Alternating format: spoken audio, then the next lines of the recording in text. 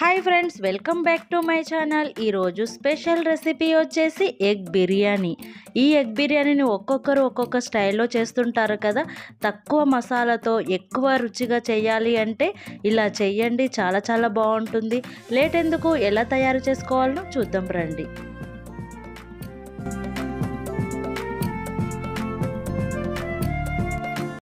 ముందుగా stove on చేసుకొని ఈ ఎగ్ బిర్యానీ కోసం ఎగ్స్ని ఉడకబెట్టుకుందాం. ఈ ఎగ్స్ ఉడికేలోగా మనము ఒక గ్లాస్ బాస్మతి రైస్ని తీసుకుందాం. ఈ బియ్యాన్ని వాటర్ వేసి 2-3 టైమ్స్ మంచిగా క్లీన్ చేసుకోవాలి. మరికొన్ని వాటర్ వేసుకుని ఈ బాస్మతి రైస్ని నానబెట్టుకోవాలి.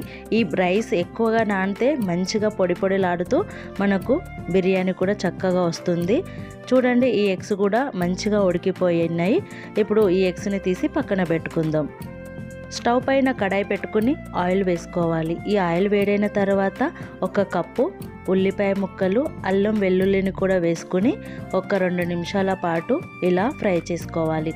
ఆ తర్వాత 2 మీడియం సైజు టమాటాలను తీసుకుని చిన్న ముక్కలుగా కట్ చేసుకుని ఈ టమాటా ముక్కలను కూడా వేసి మంచిగా ఫ్రై చేసుకోవాలి.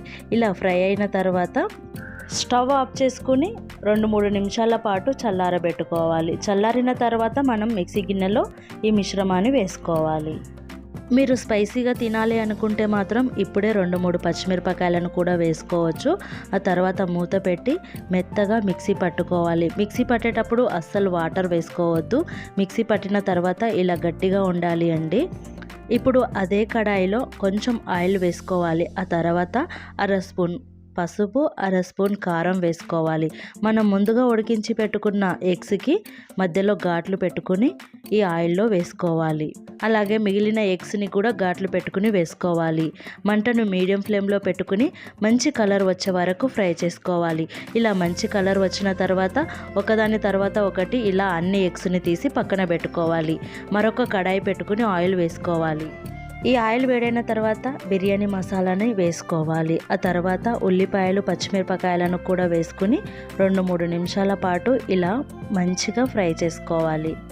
లైట్ గోల్డెన్ కలర్ రావాల్సిన అవసరం లేదండి. కొంచెం ఈ ఉల్లిపాయలు ఫ్రై అయితే సరిపోతుంది.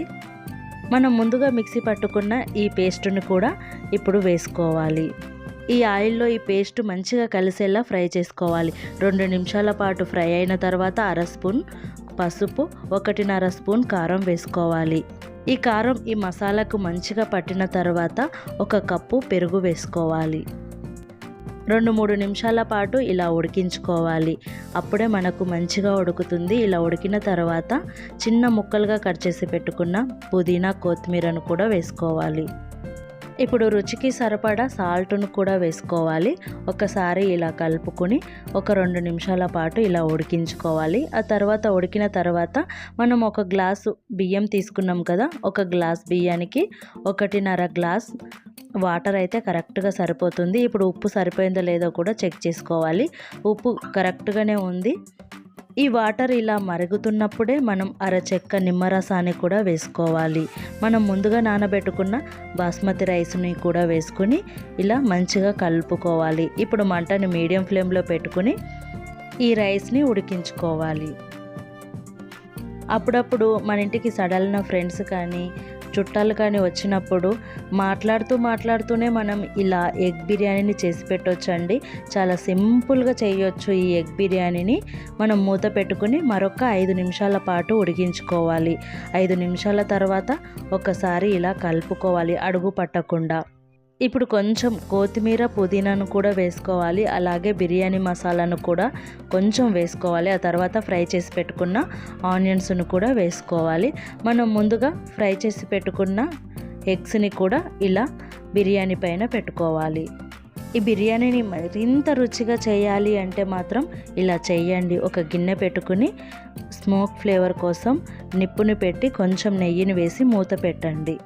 కరెక్ట్గా 10 నిమిషాల పాటు ఈ ఎగ్ బిర్యానీని దమ్ చేయండి. ఆ తర్వాత మూత తీసి ఈ కప్పుని కూడా మనం పక్కన పెడదాం. చూడండి ఎంత చక్కగా రెడీ అయిపోయిందో ఈ ఎగ్ బిర్యానీ. రైస్ కూడా మంచిగా ఉడికింది. బిర్యానీ కూడా చాలా అంటే చాలా టేస్ట్గా ఉంటుందండి. మనం ఈ వేడి వేడి బిర్యానీని ఒక బౌల్లోకి తీసుకుందాం. చూస్తుంటేనే నోరు ఊరిపోతుంది కదా ఈ బిర్యానీని.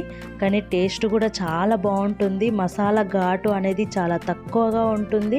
మనం ఎంత రైస్ని తిన్నా కూడా మరింత కొంచెం పెట్టుకుని తినేలా ఉంటుందండి ఈ ఎగ్ బిర్యానీ. చాలా చాలా టేస్ట్గా ఉంటుంది. మీ స్పెషల్ డేస్లో ఇలాంటి ఎగ్ బిర్యానీని మీ ఫ్రెండ్స్కి కానీ ఫ్యామిలీ మెంబర్స్కి కానీ ఇలా చేసి పెట్టండి. తినే కొద్దికి తినాలనిపిస్తుంది. ఈ ఎగ్ కూడా భలే ఉంటుందండి. మనం ఈ బిర్యానీలో ఈ ఎగ్ కలుపుకొని కూడా తింటూ ఉంటే చాలా చాలా టేస్ట్గా ఉంటుంది. చూశారుగా ఫ్రెండ్స్, నా స్టైల్లో ఈ ఎగ్ బిర్యానీని మీరు కూడా ఇంట్లో ట్రై చేస్తారా? తప్పకుండా ట్రై చేయండి. చాలా మంచి టేస్ట్గా వస్తుంది. ట్రై చేస్తే మీకు ఎలా కుదిరిందో కామెంట్లో తప్పకుండా చెప్పండి. మరిన్ని కొత్త కొత్త రెసిపీస్ కోసం నా ఛానల్ని లైక్ చేయండి, షేర్ చేయండి, సబ్స్క్రైబ్ చేసుకోవడం మాత్రం అస్సలు మర్చిపోకండి.